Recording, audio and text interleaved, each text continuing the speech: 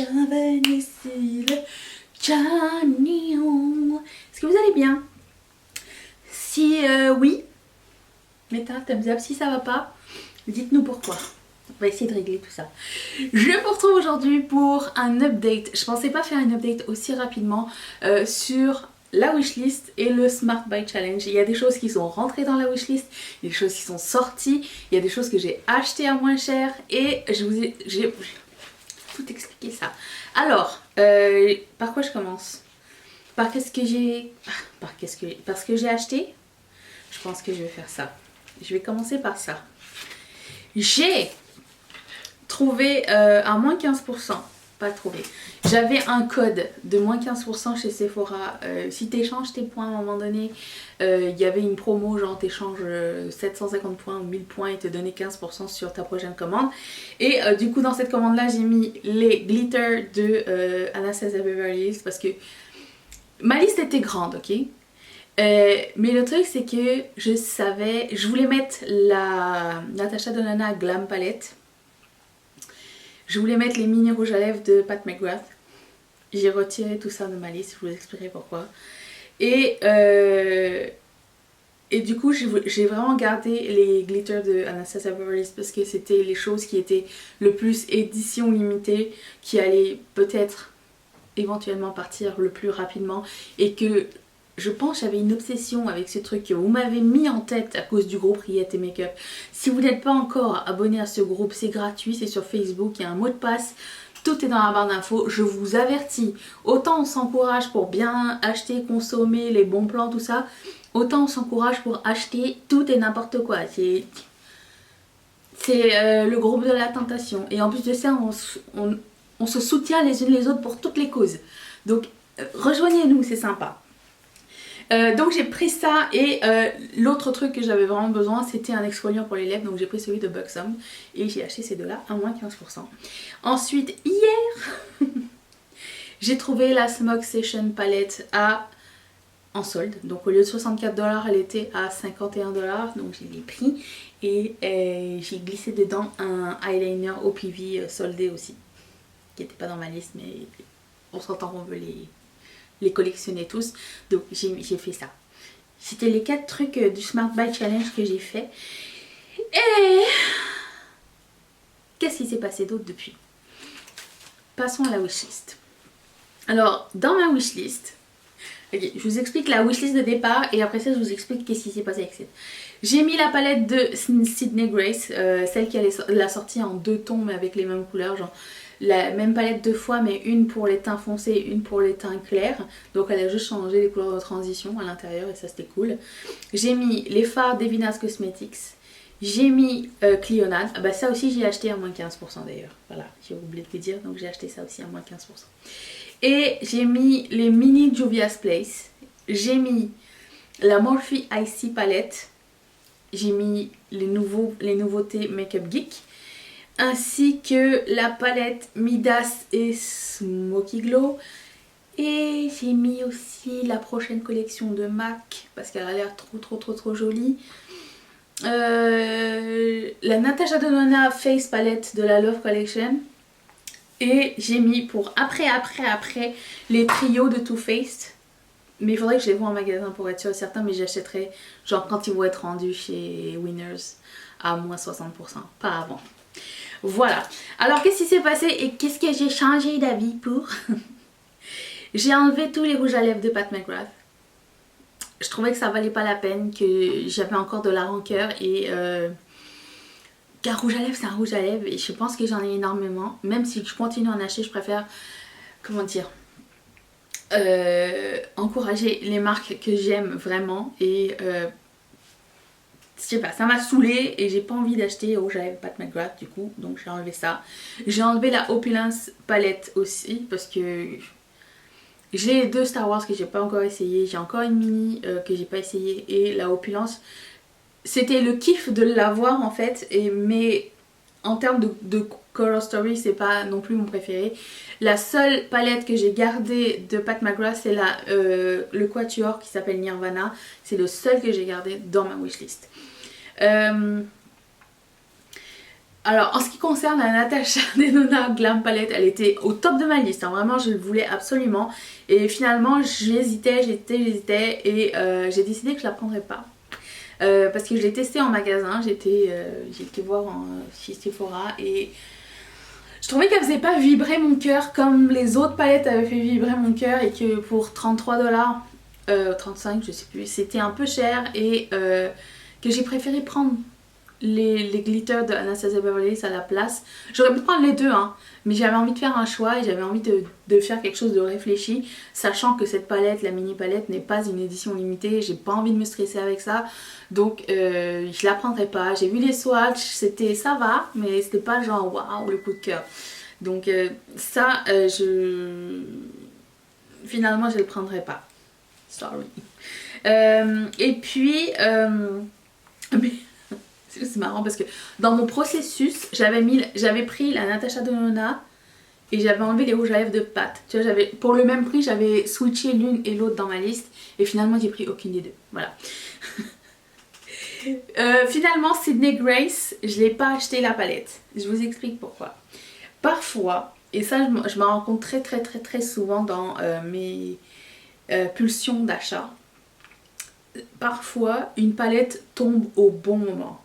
Et je trouve que ça m'arrive beaucoup trop souvent.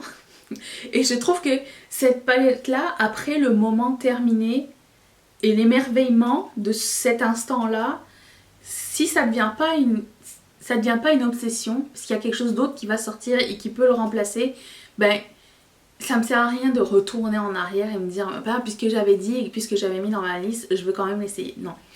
La palette de Sydney Grace, même si elle est merveilleuse et super jolie, je ne connais pas la marque et que ça me tentait d'encourager une marque indépendante, on dirait qu'elle est rentrée aussi vite et elle est sortie tout aussi vite dans mon cœur. Je ne sais pas pourquoi. Et c'est peut-être à cause de Mel Thompson, je ne sais pas, et ses revues, mais j'ai aimé le Color Story, mais après ça quand je l'ai revu, j'étais plus inspirée par les looks que je voyais et j'étais pas inspirée tant par le reste. Je sais pas, on dirait que ça s'est éteint aussi rapidement que c'est arrivé.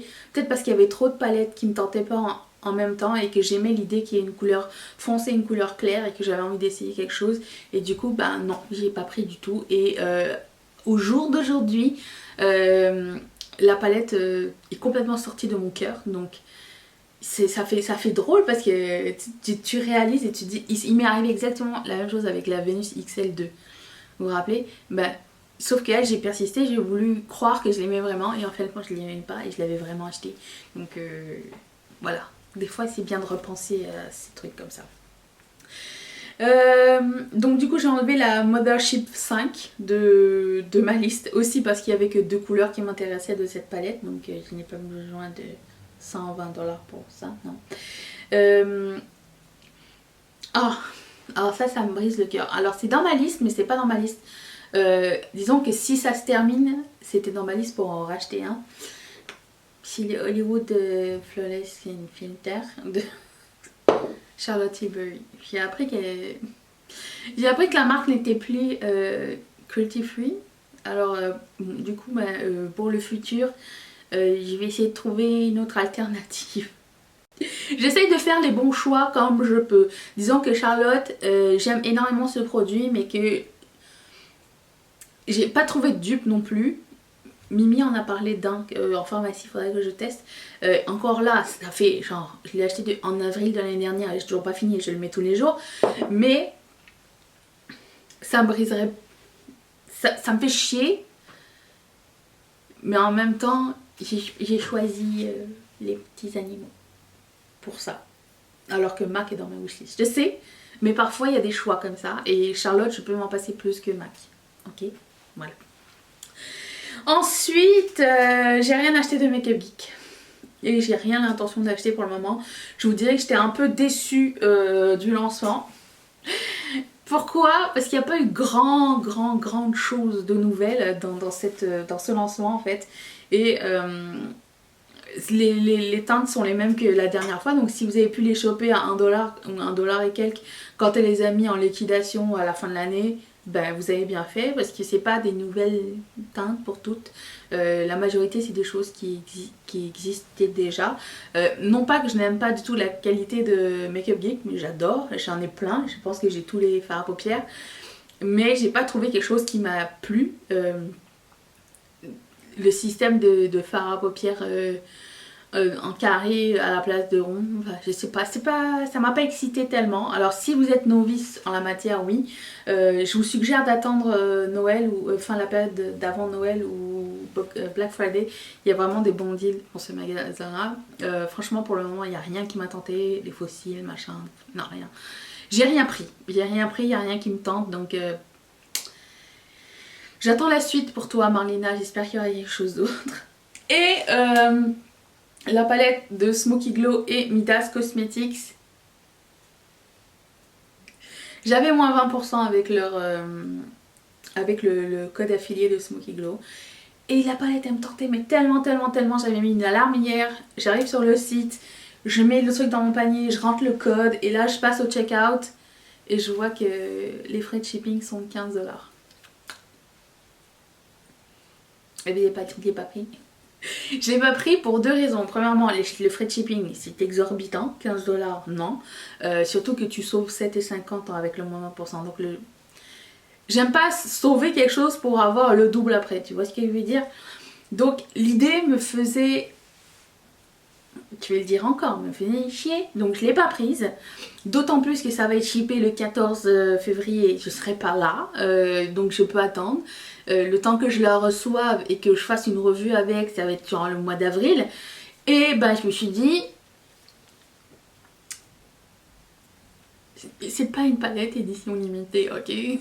Donc je vais attendre la fin de l'année, ou je vais attendre un solde saisonnier, ou je vais attendre un solde quelconque, et je la prendrai à ce moment-là, quand le 15 $ va être déduit complètement de cette palette, ou qu'il y ait un deal intéressant sur ça. Alors, c'est pas édition limitée, pas la peine de paniquer. Encore une fois, c'est pas parce que ça sort que vous êtes obligé d'avoir des choses la première semaine. Je suis contre cette idée. Voilà. Si, il y a la palette Morphe pour qui j'ai failli craquer tout de suite. La Icy Fantasy, elle est tellement belle. Là, elle vient d'arriver sur Sephora, donc je peux utiliser mes points et mes liens affiliés pour pouvoir l'acheter, plus que chez Morphe. Donc déjà, ça c'est cool. Je l'ai pas acheté. J'attends. Je sais que vers le mois d'avril, il y a un VIB sale. Si cette palette me tente encore, si Colourpop n'a pas fait une maxi palette pastel d'ici cette vente là, parce que je la sens arriver celle-là. Mark my word. Et ben je la prendrai à ce moment-là. Puis si ça me tente pas, ben ça me tentera plus. Et c'est pas grave, hein. C'est mes sous, je fais ce que je veux, t'es pas ma mère. Voilà, j'aimerais savoir où en est votre liste. Est-ce que le Smart Buy Challenge fonctionne pour vous? Et comment vous réfléchissez plus à vos achats? Je suis vraiment ravie de voir que l'idée d'acheter, de consommer de façon un peu plus intelligente. Encore de là, je consomme énormément. J'essaie juste de faire mieux qu'avant, c'est tout. J'aime que cette idée vous plaise aussi et qu'on puisse continuer à faire des choses de façon un peu plus maligne. Et dites-moi dans les commentaires où est-ce que ça en est chez vous. Si vous n'êtes pas encore abonné, vous pouvez le faire en cliquant ici. Active la cloche, je suis là 4 fois par semaine au mois de février. Je vous laisse une vidéo ici. Je remercie toutes mes marraines et tous mes parrains de sponsoriser cette chaîne. Et si toi aussi ça te tente, clique sur ce petit carré qui va t'envoyer directement chez Patreon. Je te retrouve bientôt. Seras-tu là? Moi oui. Bye.